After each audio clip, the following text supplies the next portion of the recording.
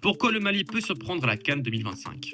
Nation forte du continent africain, les Maliens ont pourtant vécu des derniers mois très compliqués au sein de sa fédération.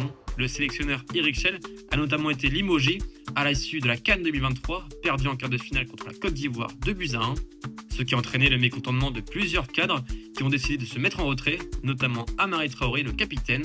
Et pour autant, à un mois tout pile de son premier match, je vais vous donner 3 éléments clés qui me font penser que le Mali peut se reprendre à la CAN 2025. Tout d'abord, le retour du capitaine au pays, puisqu'en effet, 1 an et demi après sa dernière sélection, Amari Traoré a fait son retour avec le Mali lors d'un amical contre la Jordanie, 0-0. Le retour du capitaine malien va faire du bien, puisqu'il a quand même disputé 3 Coupes d'Afrique des Nations durant sa carrière, une expérience importante dans un secteur défensif qui s'est bien rajeuni.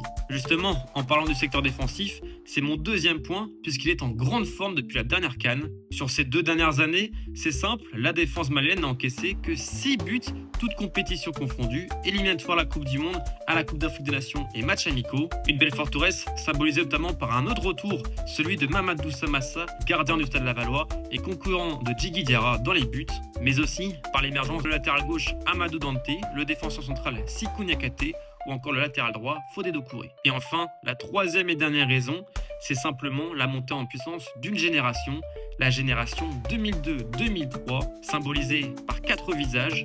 Tout d'abord, le défenseur angevin Ousmane Camara, excellent depuis le début de saison en Ligue 1, mais aussi le milieu de terrain Mamadou Sangaré, recruté cet été par le RC Lens et révélation du début de saison, ainsi que les attaquants Kamouri Doumbia du Stade Brestois et Dorgelès Néné qui régale avec Fenerbahçe. Sans oublier Gaoussou Diakité, seulement 20 ans, génération 2005, qui va faire forte impression au tournoi Maurice Révélo et qui risque de se révéler au monde entier au Maroc.